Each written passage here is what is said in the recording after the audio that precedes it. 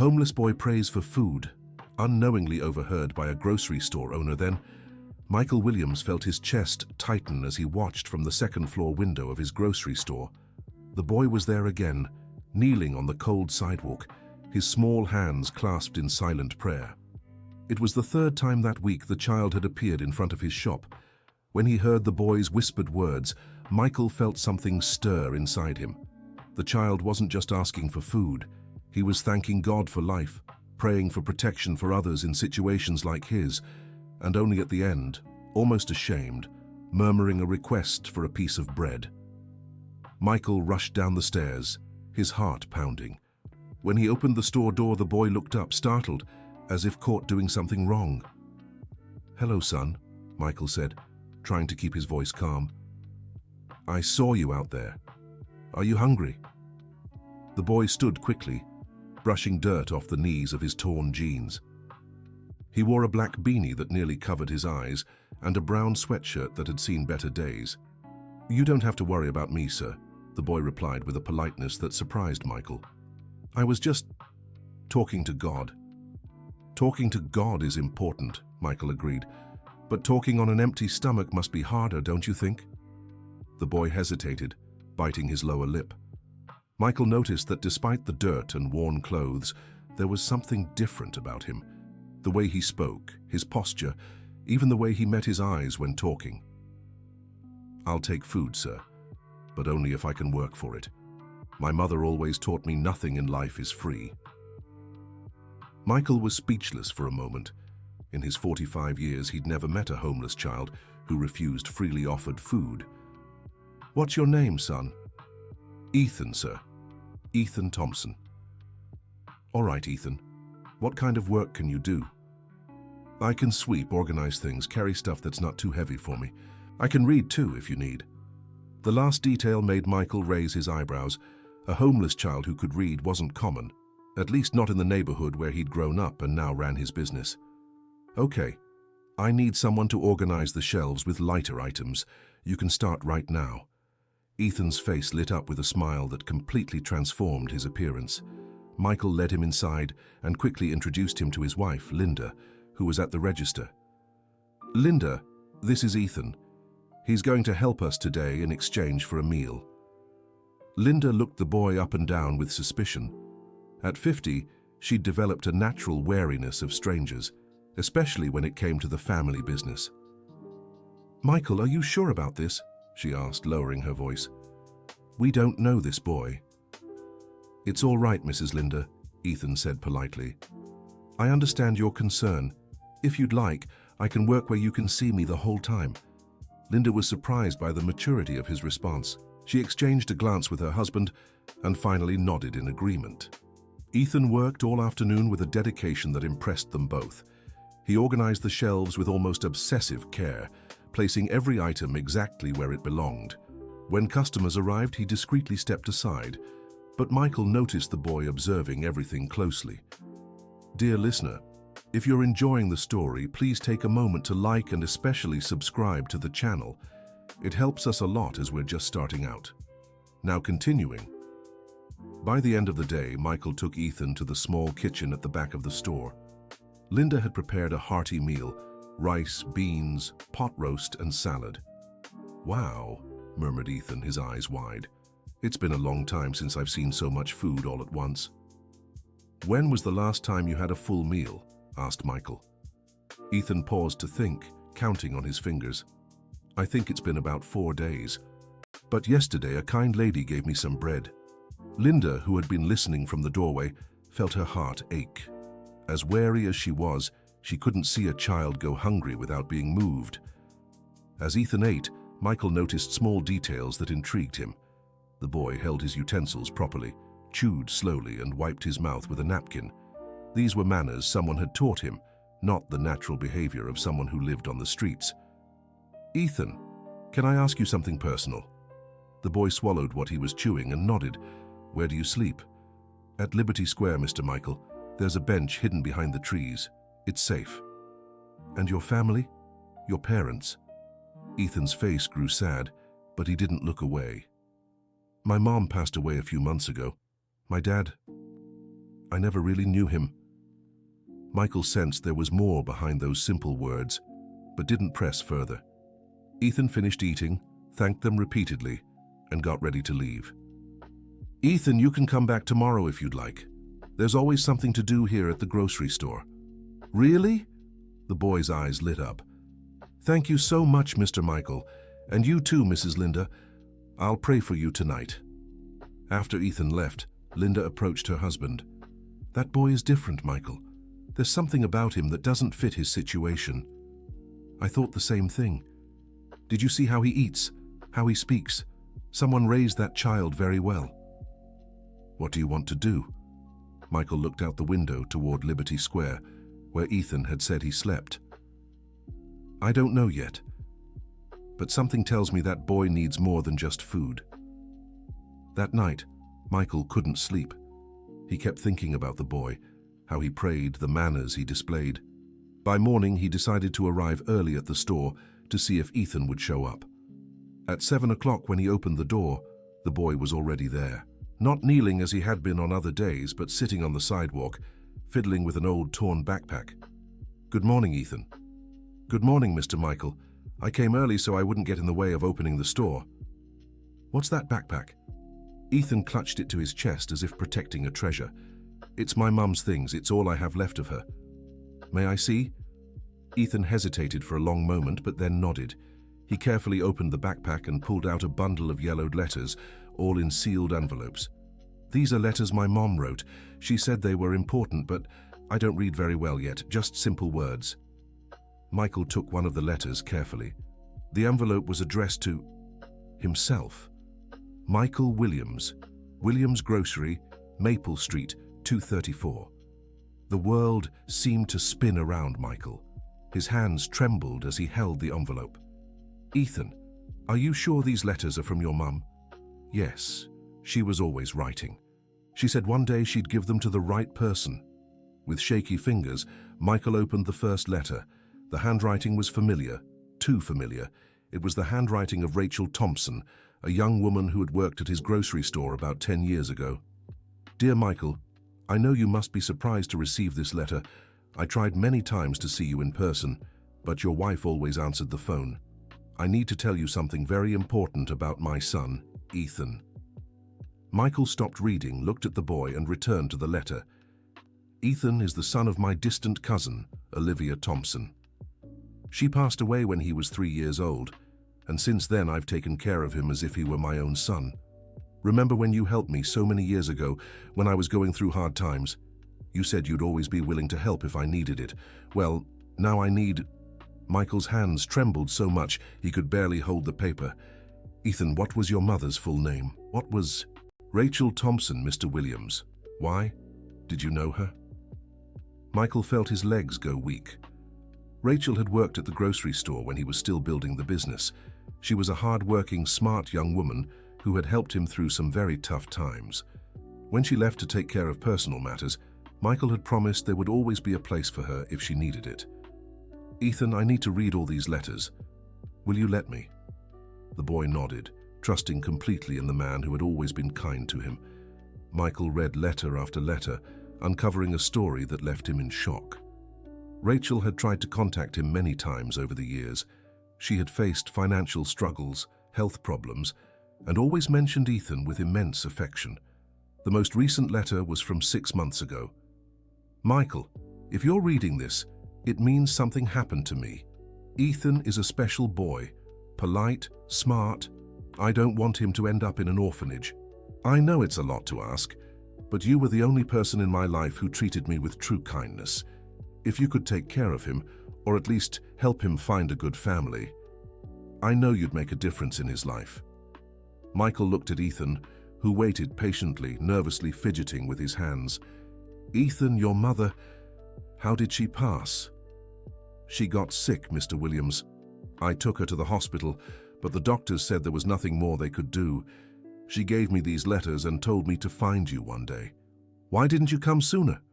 "I tried a few times, but your wife always sent me away. Said a street kid didn't belong there, so I decided to come when she wasn't looking." Michael felt anger rising in his chest. Linda had lied to him. She had intercepted Rachel's attempts to reach him and was now doing the same to Ethan. "Ethan, would you like to stay here with me? Work at the grocery store, have a place to sleep, food every day?" The boy's eyes filled with tears. "You'd do that for me?" "I would. Your mother was very important to me during a hard time in my life. It's the least I can do for her. And for you." Just then, Linda arrived to open the store. She saw Michael and Ethan talking and approached with a stern look. "Michael, what is this boy doing here so early?" "Linda, we need to talk. It's about Ethan." "What's there to talk about? I've told you I don't like street kids hanging around our store. It drives customers away." "He's not just a street kid, Linda. He's the son of someone very special to me." Linda crossed her arms, suspicious. "What are you talking about?" Michael showed his wife the letters. He explained about Rachel, her attempts to reach him, her request to take care of Ethan. "And you believe these letters?" Linda laughed scornfully. Anyone could make up a story like that. This boy probably didn't even know Rachel well.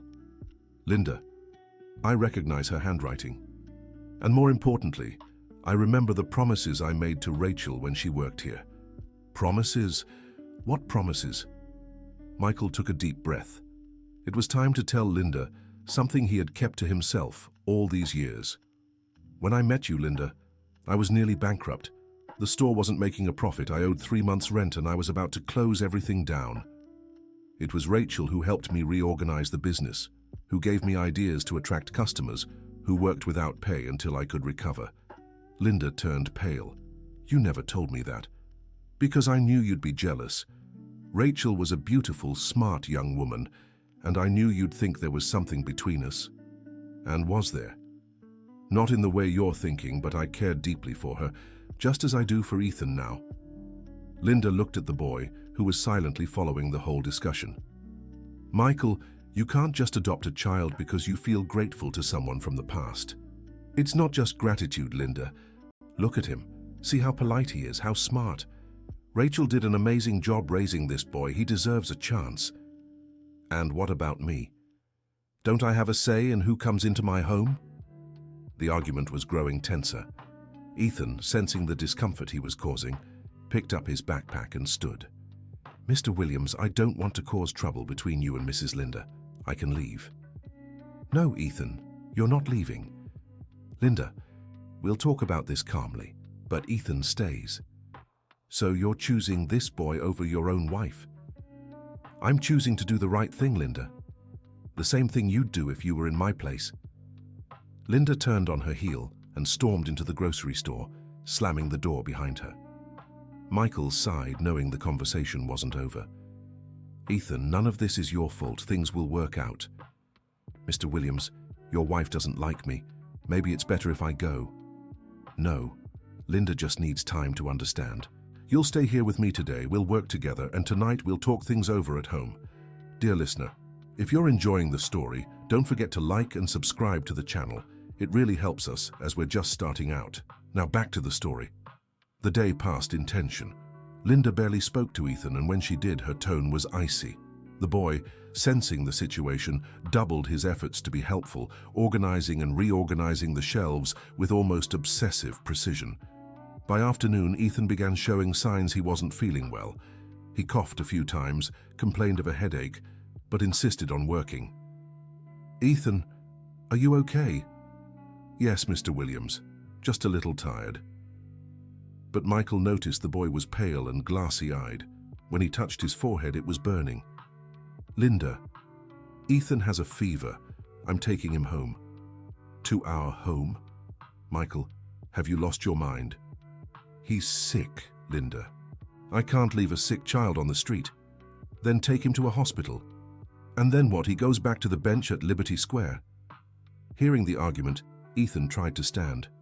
"Don't worry about me. I've been sick on the street before. I know how to take care of myself." "No, Ethan, you're coming home with me." Michael picked the boy up. Ethan could barely stand. Linda followed, clearly upset. The Williams home was in a middle-class neighborhood, with 3 bedrooms and a small but well-kept yard.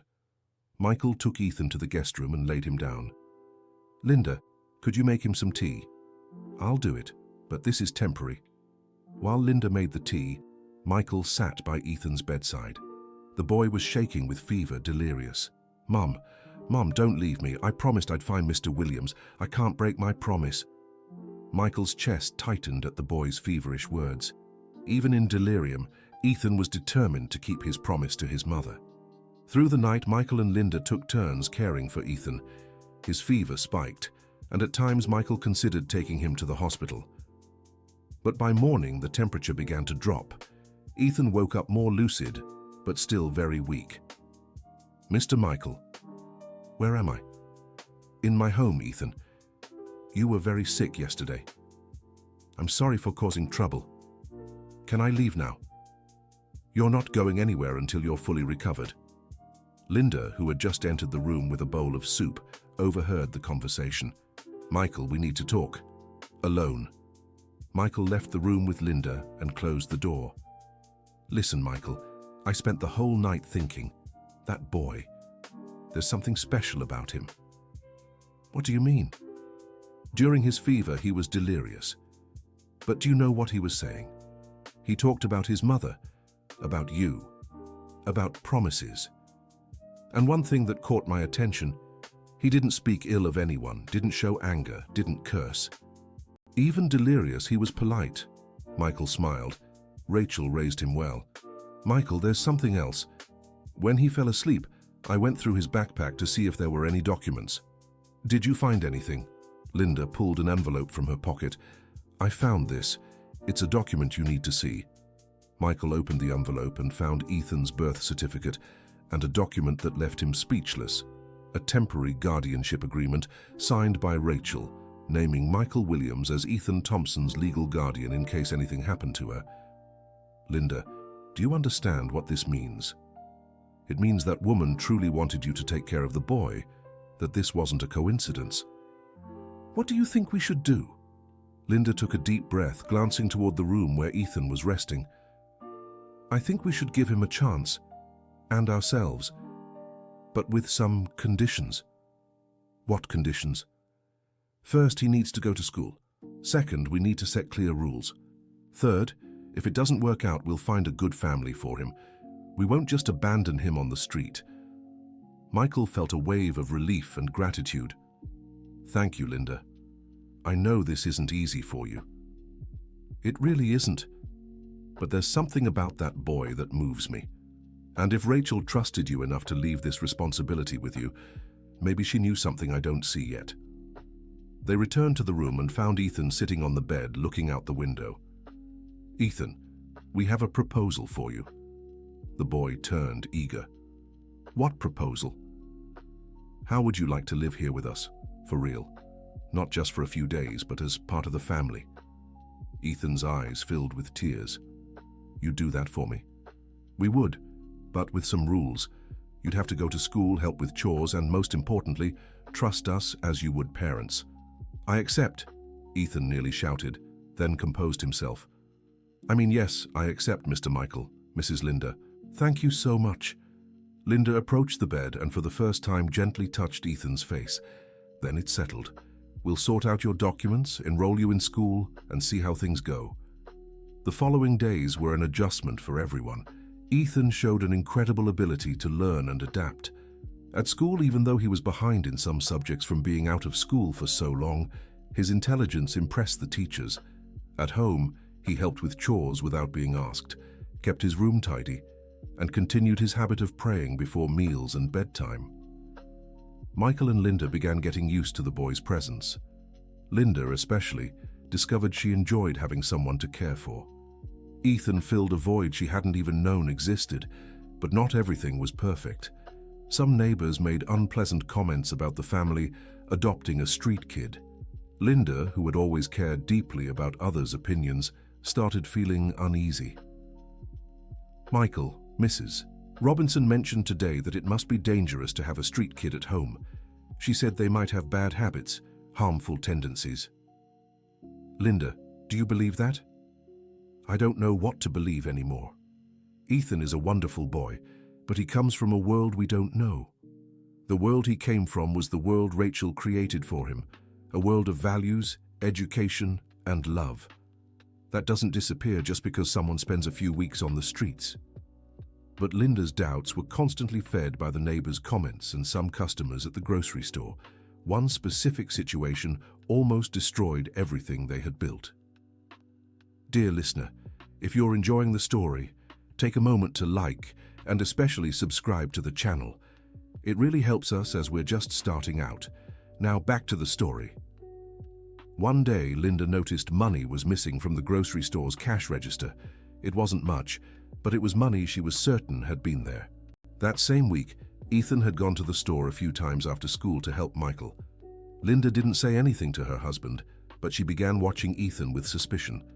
When more money disappeared the following week, she decided to confront Michael. Michael, I need to tell you something. Money is missing from the register. What do you mean, missing? Money I know was there is gone. And it started after Ethan began coming to the store. Michael was silent for a moment.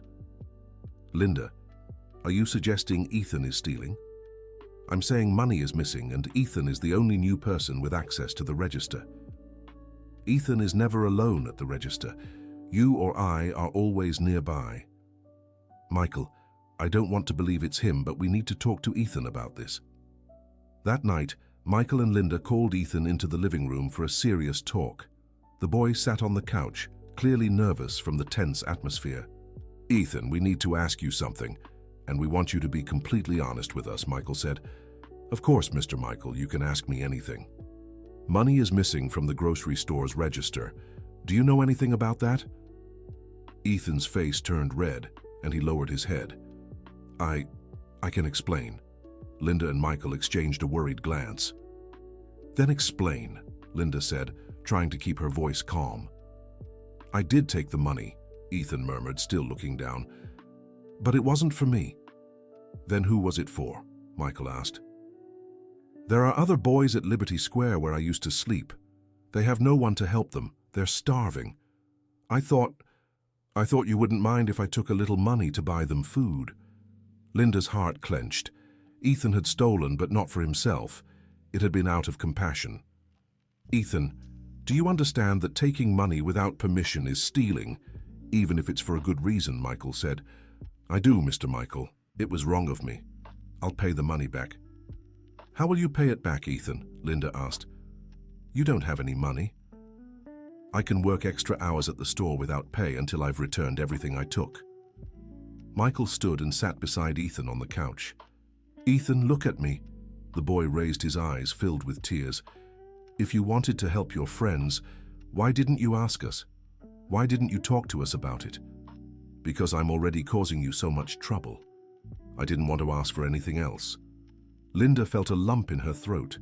Ethan had stolen because he didn't want to be a burden, because he didn't want to ask for more than he already had. Ethan, family doesn't work that way, Linda said, moving closer. If you have a concern, a problem, you share it with us. You don't solve it alone by taking money in secret. You're not going to send me away? Michael and Linda looked at each other. No, Ethan, but we're going to set some new rules, and we'll help your friends from the square together, but the right way. What do you mean? Tomorrow after school, you'll take us to meet these boys. We'll see what their situation is and how we can really help. Ethan smiled for the first time since the conversation began. You'd really do that? Of course we would, said Linda. But promise us one thing. Never try to solve a problem alone again without talking to us first. I promise. The next day, Ethan took Michael and Linda to the square where he had slept. There they found 3 boys, Matthew, 12 years old, Peter, 10, and little Jack, who couldn't have been more than 8. The children were visibly malnourished and scared. When they saw Ethan with 2 adults, they tried to hide. It's okay, guys, said Ethan. This is Mr. Michael and Mrs. Linda. They're the good people I told you about. Michael felt his heart ache seeing those children.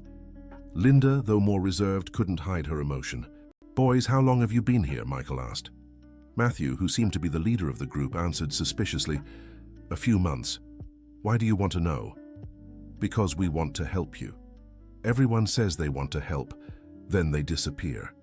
Ethan stepped closer to his friends. Guys, they're different. Mr. Michael gave me a home, food, school. They're real people. Linda crouched down to the boy's level. Listen, we won't lie to you. We can't take all of you home like we did with Ethan, but we can help in other ways. How? Peter asked. Michael joined the conversation. We can arrange regular meals, a safe place to sleep, maybe even connect you with families who want to help. What if it doesn't work? Asked Jack, the youngest. If it doesn't work, at least we tried, and you won't be worse off than you are now, Linda replied. The boys whispered among themselves. Finally, Matthew spoke up. We'll accept the help, but if it's a lie, if you disappear later, we won't trust anyone ever again. That's fair, said Michael. We'll take it slow, and you'll see it's not a lie. Michael and Linda began work that would change not only their lives, but also the lives of many in the community. They set up a simple system. Every day, the children could have breakfast at the grocery store before going to activities Michael and Linda organized with help from some churches and local organizations. It wasn't a perfect solution, but it was a start. And Ethan became the bridge between these worlds, helping his friends trust the adults who wanted to help. But life never stops testing people. A few weeks later, Michael and Linda received an unexpected visit that would change everything once again. It was a woman around 60, well-dressed, with a natural air of authority. Are you Michael and Linda Williams? Yes, we are. How can we help you? My name is Margaret Thompson. I'm Rachel Thompson's aunt. Michael felt the ground drop beneath him. Rachel's aunt? That's right, and I've come for my nephew Ethan. Linda stepped closer, protective. Ethan is safe with us. There's no need to worry. I'm sure you've taken good care of him, and I'm grateful for that, but Ethan is my family. It's my duty to look after him. Michael and Linda led Margaret inside, where Ethan was doing his homework at the kitchen table. Ethan, Michael called, there's someone here who wants to meet you. Ethan looked up and saw Margaret. His face turned pale. Aunt Margaret? Hello, Ethan. It's been a while. Ethan stood up slowly, clearly uncomfortable. How did you find me? It wasn't hard. I heard about what happened to your mother, and a neighbor told me you were living with a family that owned a grocery store. I just had to ask around a little. Michael interrupted the conversation. Mrs. Margaret, Ethan is doing very well with us. He's doing well in school, has friends, and is settled in. I'm sure he is, but Ethan is part of our family. He belongs with us. Ethan looked at Michael and Linda with desperation in his eyes. Mr. Williams, Mrs. Linda, are you going to let me go? Linda felt her heart break. In just a few weeks, Ethan had become like a son to her.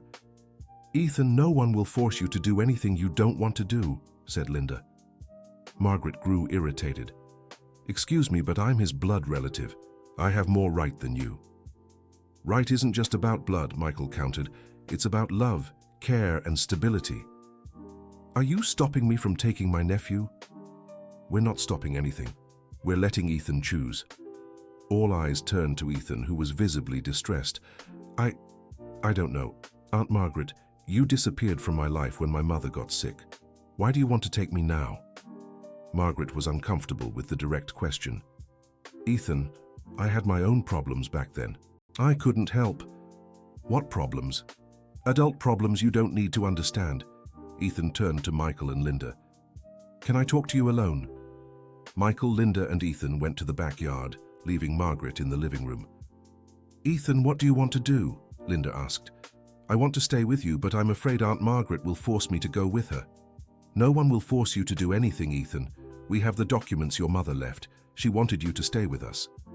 But what if Aunt Margaret goes to court? What if she takes me by force? Michael knelt in front of Ethan. Ethan, listen carefully to what I'm about to say. Rachel left you in our care because she trusted us, and I promise you, we'll fight for you to stay where you feel safe and happy. Even if it's hard. Even if it's very hard, Linda confirmed. They returned to the living room, where Margaret waited impatiently. Well, she asked. Ethan is staying with us, Michael said firmly. This isn't over. I'll fight for my rights. Mrs. Margaret, Ethan interrupted. Can I ask you something? Of course. Why do you want to take me now? Do you have children? Margaret hesitated. I don't have children, Ethan. A husband? No. Then why do you want to take care of me now when you never cared before? Margaret was visibly annoyed by the boy's direct questions. Ethan, that's no way to speak to your elders. I'm sorry, Aunt Margaret, but I need to know. Michael sensed there was something Margaret wasn't saying. Mrs. Margaret, may I ask you something too? Go ahead. Did you know Rachel had left Ethan in our care? Margaret looked away. I knew. Then why did it take you so long to show up? Because I didn't agree with Rachel's decision. Why not? Because you're strangers. Ethan should be with family. Linda grew angry. Family who disappeared when he needed them most? I had my reasons. Ethan stepped closer to his aunt. Aunt Margaret, my mother always said you only showed up when you needed something. Do you need something now? Margaret turned red. Ethan, what kind of question is that? An honest one, Aunt Margaret. Michael had a hunch. Mrs. Margaret, are you having financial trouble? Margaret was silent for a long moment. That's none of your business. It is our business if you want to take Ethan to solve your financial problems, Linda said. I don't... Aunt Margaret, Ethan cut in. Are you trying to take me because you need government money for taking care of me? Margaret didn't answer, but her expression confirmed Ethan's suspicion. Aunt Margaret, I don't want to be used to solve money problems. I want to stay where I'm truly loved. Margaret left the Williams house without another word, but Michael knew she'd be back. People desperate for money always return. And he was right. 3 days later, Margaret came back with a man in a suit who introduced himself as a lawyer. Mr. and Mrs. Williams, my name is Dr. Robert Wilson. I represent Mrs. Margaret Thompson in a custody case for the minor Ethan Thompson. Michael stayed calm. Doctor, Ethan is under our legal care through a document left by his mother. Documents that can be challenged in court. Mrs. Margaret is the child's blood relative. Linda grew angry. A blood relative who disappeared when the child needed her. That doesn't erase family rights, the lawyer countered. Ethan, who had been listening from the stairs, came down and stood in front of the lawyer. Doctor, can I speak in court? The lawyer was surprised by the child's direct question. Well, yes, your opinion would be considered. Then I want to speak. I want to tell the judge what my life was like before I came here, how it is now, and why I want to stay. Margaret snapped. Ethan, you're just a child. You don't understand these things. I do understand, Aunt Margaret. I understand you never cared about me before, and now you show up with a lawyer trying to take me. If it's about love, why bring a lawyer? Why not talk like a real family? The lawyer saw the situation turning against him. Well, let the court decide. You'll be notified about the hearing. After Margaret and the lawyer left, Ethan collapsed on the couch. Mr. Michael, Mrs. Linda, I'm scared. Linda sat beside him and hugged him. Scared of what, Ethan? Scared of having to leave here, scared of losing you. Michael joined the hug. Ethan, we won't let that happen. Rachel trusted us to take care of you, and that's what we'll do. Even if it's hard. Even if it's very hard. The days that followed were tense. Michael and Linda hired a lawyer, spoke to Ethan's school for records of his good performance, and gathered every possible piece of evidence that Ethan was well cared for and happy with them. Despite his young age, Ethan showed impressive maturity throughout the ordeal.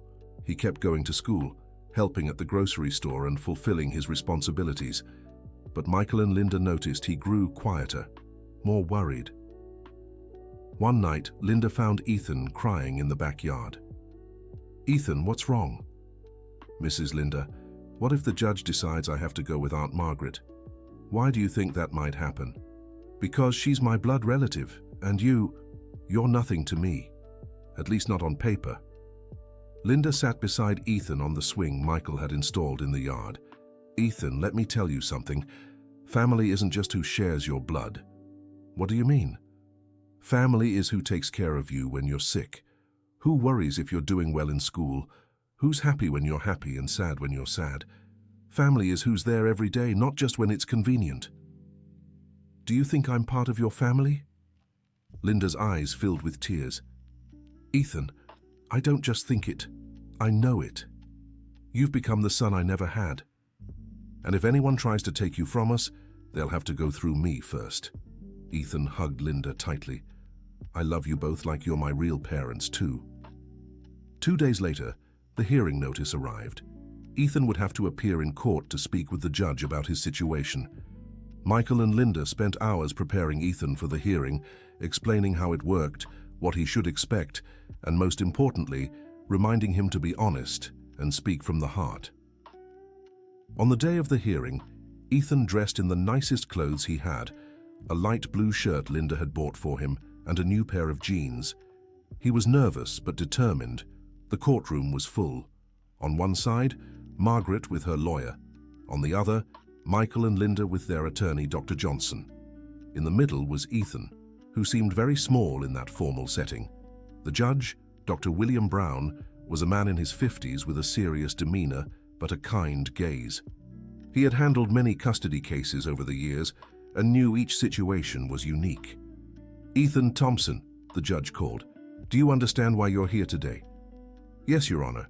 It's to decide who I'll live with. That's right. And do you understand this is a very important decision? I do.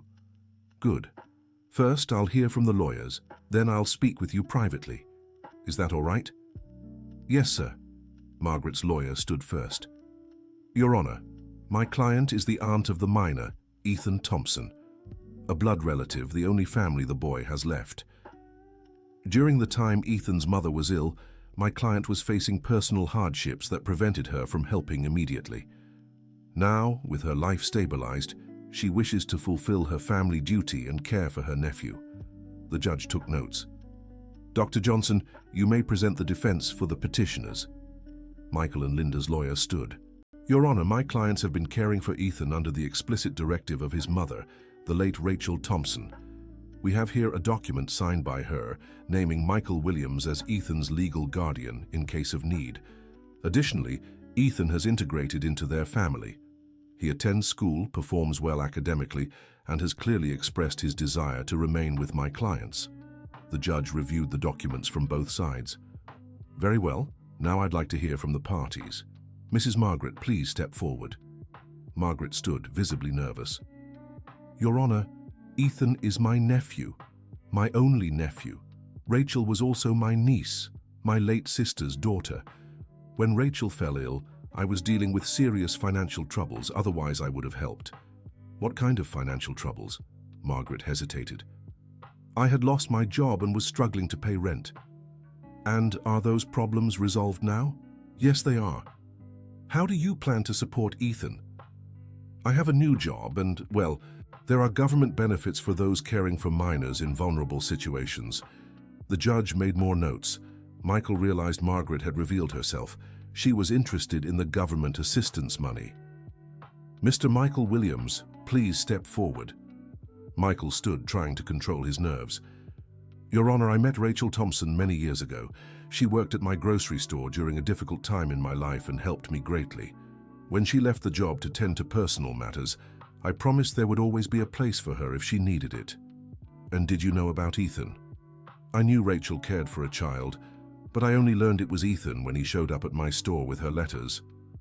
How has living with Ethan been? Michael smiled for the first time since entering the courtroom. Your Honor, Ethan has transformed our home. My wife and I never had children, and Ethan filled a void we didn't know existed.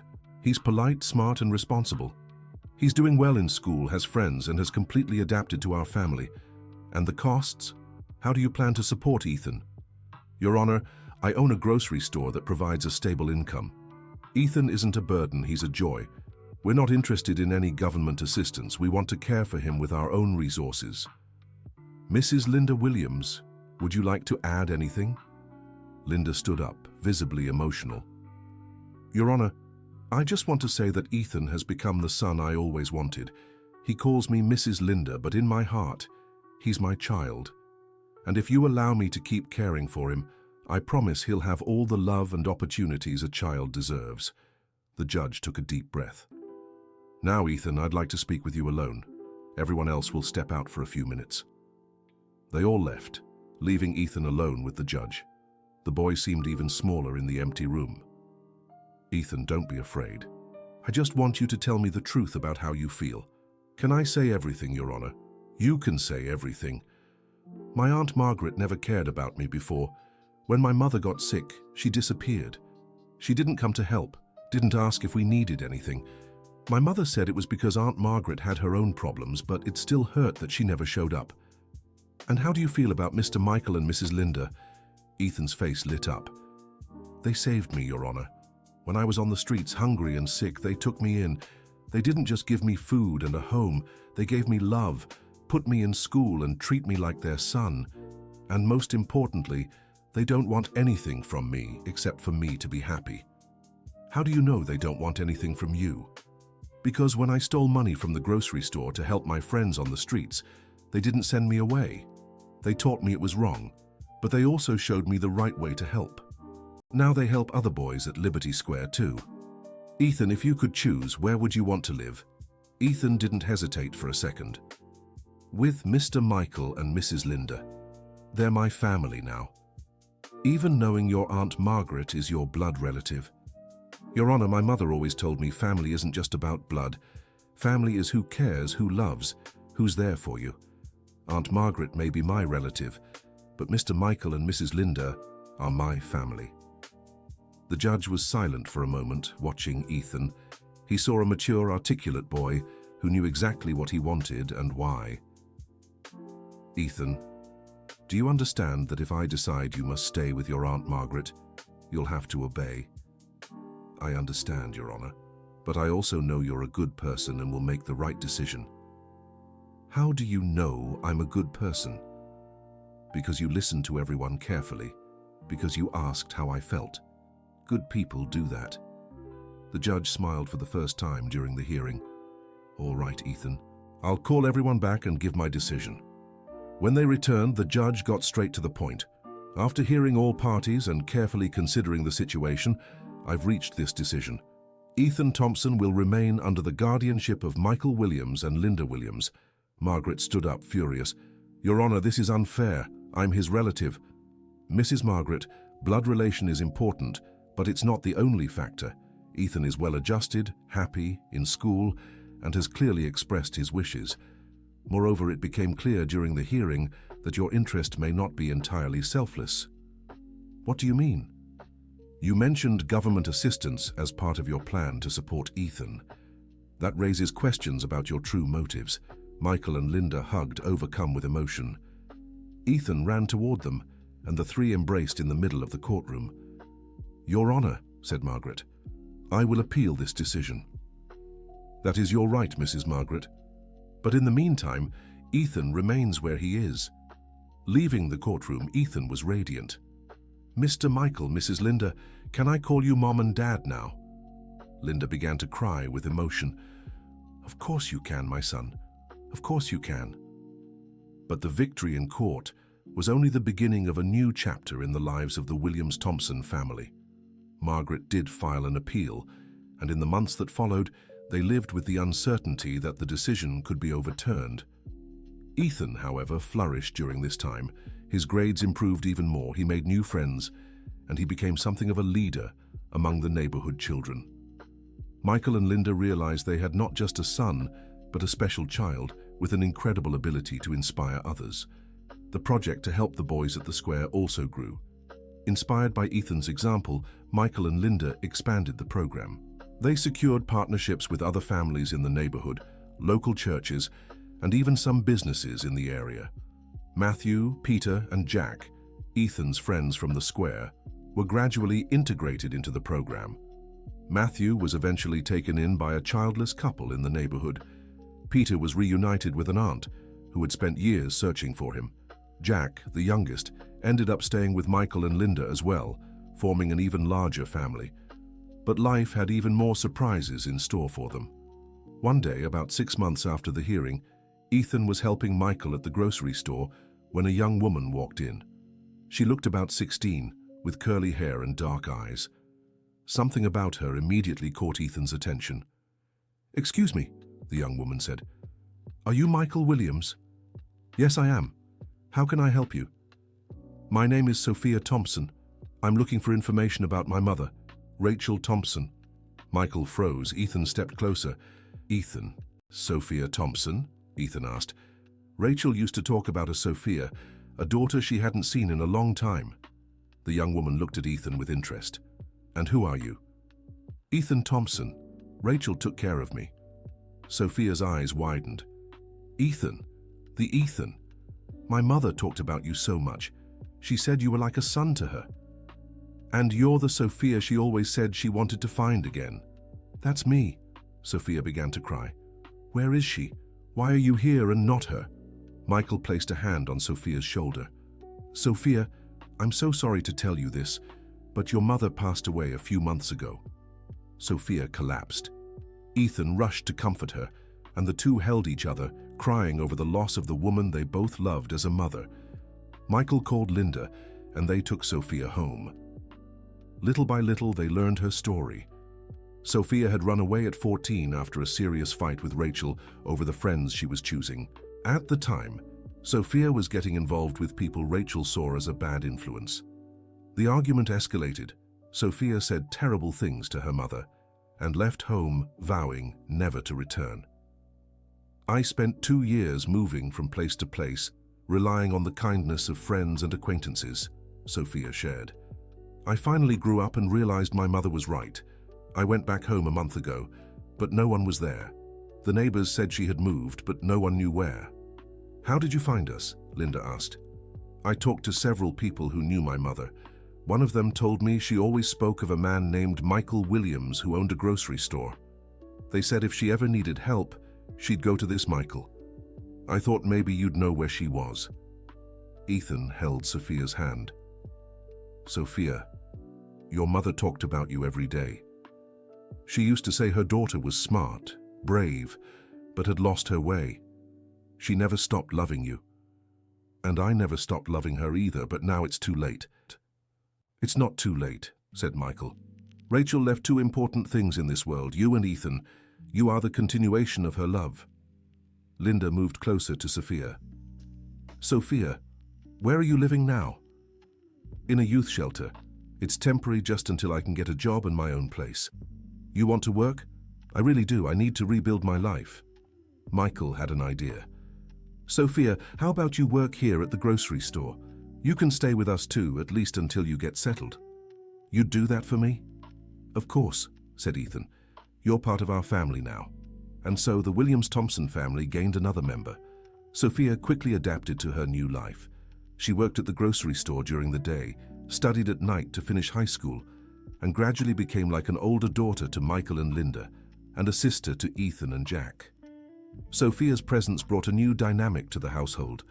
She had life experiences Ethan and Jack didn't, and she slowly became a bridge between their worlds.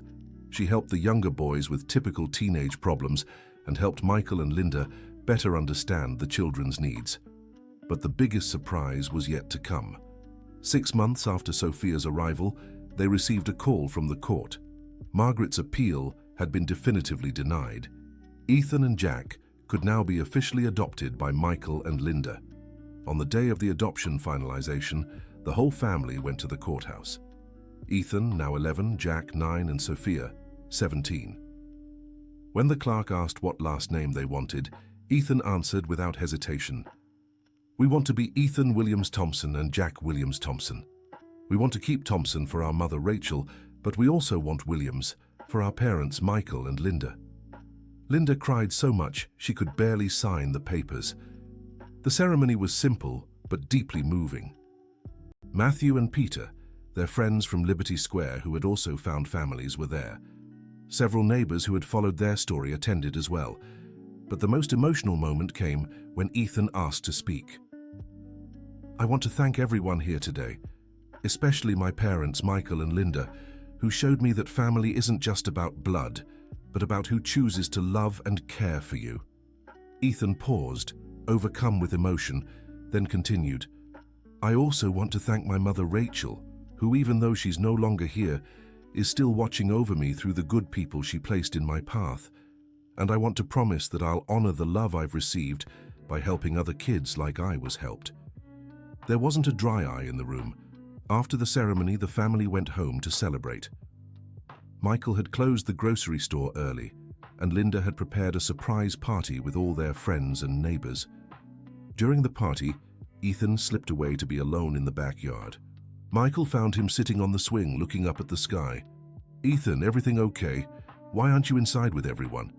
"I'm fine, Dad, just thinking." "About what?" "About how funny life is. A year ago I was begging for food on the street, not knowing where I'd sleep the next night. Today I have a family, a home, a sister, a brother, and most importantly, a purpose." "What purpose?" "To help other kids like you helped me. I want them to discover what I did, that there's always hope, always someone willing to help, always a chance to start over." Michael sat beside Ethan on the swing. "You know, Ethan, when you showed up in front of the grocery store that day, praying on the sidewalk, I thought I was helping you. Now I know it was you who helped me." "What do you mean, Dad?" "You taught me that giving is more important than receiving, that caring for someone gives life more meaning than any money we could ever earn. You transformed our family, our neighborhood, our way of seeing the world." Ethan smiled. "I think my mother Rachel knew this would happen. That's why she sent me to find you." "To find you?" "I think you're right." Father and son sat in silence for a few moments, gently swaying and listening to the laughter from the party inside the house. "Dad," Ethan finally said. "Yes?" "Thank you for listening to my prayers that day." Michael smiled, his eyes filling with tears. "Thank you for teaching me that sometimes God answers our prayers through people who love." They stood up and went back inside, where Sophia was telling funny stories about Rachel to Jack, and Linda was handing out slices of cake to all the guests. The Williams-Thompson family had found its rhythm. Michael and Linda continued expanding the program to help at-risk children. Ethan became a kind of ambassador for the project, helping other kids trust the adults who wanted to help. Sophia finished high school and began studying education, inspired by the possibility of working with children. Jack grew up strong and healthy, always following in his older brother's footsteps. 3 years later, the Williams-Thompson family had become a reference in the neighborhood. The Small Assistance Project had grown into an organization serving dozens of children, offering not just meals, but also education, sports activities, and psychological support. Ethan, now 14, had grown into an admirable young man. He still helped at the grocery store, but also dedicated several hours a week to the social project. He planned to study law so he could help families in complex legal situations, like the one he had lived through. One Saturday afternoon, while organizing an activity with the kids from the project, Ethan saw something that made him stop everything. Across the street, a boy about 8 years old was kneeling on the sidewalk, hands clasped in prayer, just as Ethan had done years before. Ethan approached slowly, his heart pounding. "Hi," he said gently. "Are you okay?" The boy looked up, startled. "Sorry, I was just leaving." "You don't have to go, I just wanted to make sure you're all right." "I'm fine." Ethan knelt beside the boy. "Can I ask you something? What were you praying for?" The boy hesitated, then answered, "I was asking God to take care of my little sister. She's sick and we don't have money for medicine." Ethan felt a powerful déjà vu. It was like seeing himself years ago. "What's your name?" "Michael Jr." "Michael Jr., I'll make you an offer. How about you tell me your story and I'll see if I can help you and your sister?" "You'd really help." Ethan smiled. "Michael Jr., a few years ago, I was exactly where you are now. Someone very special helped me. Now it's my turn to help." And so the circle was complete. Ethan took Michael Jr. to meet Michael and Linda, who immediately offered to help with the boy's sister's medicine. Michael Jr. and his family were soon integrated into the social project, receiving not just material help, but the same kindness and care that had transformed Ethan's life. That evening at dinner, Ethan told his family about meeting Michael Jr. "It was incredible," he said. "It was like watching my own story repeat itself." "And how did it make you feel?" Linda asked. "Grateful. Thankful for going through what I went through, because it allowed me to recognize Michael Jr.'s need and know exactly how to help." Michael smiled. "Ethan, do you understand what this means?" "What, Dad?" It means your story wasn't just about you being saved. It was about you preparing to save others. Sophia, who now worked as a teacher at the neighborhood school, agreed. Ethan, you became the answer to Michael Jr.'s prayers, just like Dad and Mom were the answer to yours. Jack, always quieter but just as wise, added, it's like prayers form a chain. One person prays, another answers, and that person becomes able to answer others' prayers. Ethan fell silent for a moment, absorbing his family's words. You know what this makes me think? What? They all asked together. That maybe the miracle isn't God answering our prayers. Maybe the miracle is God making us the answer to someone else's prayers. Linda stood up and hugged Ethan. My son, you've become a wise man. I learned from the best teachers, Ethan replied, looking at each family member. That night, Ethan returned to the backyard for his daily reflection, but this time, he wasn't alone. Jack joined him, and the two brothers talked about their plans for the future. Ethan, Jack said, when I grow up, I want to be like you. How so? I want to help other kids like you helped me. I want to make a difference. Ethan smiled and put his arm around his younger brother. Jack, you don't need to be like me. You need to be yourself. But if you want to help others, I'll teach you everything I've learned. Promise? I promise.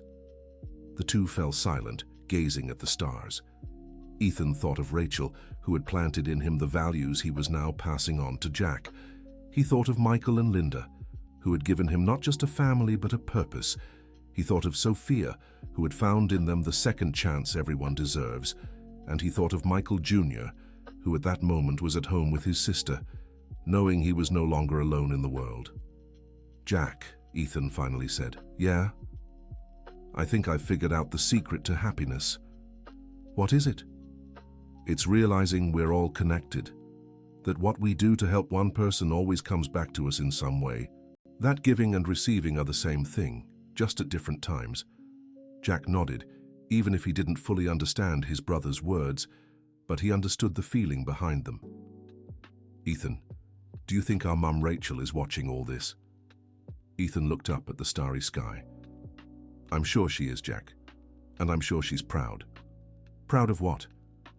To see the love she planted in me growing and spreading to others. To see the family she dreamed for me become real. To see her prayers answered in ways even better than she could have imagined. End of story. So, what did you think of this touching story? Let us know in the comments which moment moved your heart the most, and tell us where you're following us from. Do you believe Ethan made the right choices? We'd love to hear your thoughts. Thank you so much for joining us on this journey. Don't forget to like and, most importantly, subscribe to the channel so you don't miss other heartfelt stories like this one.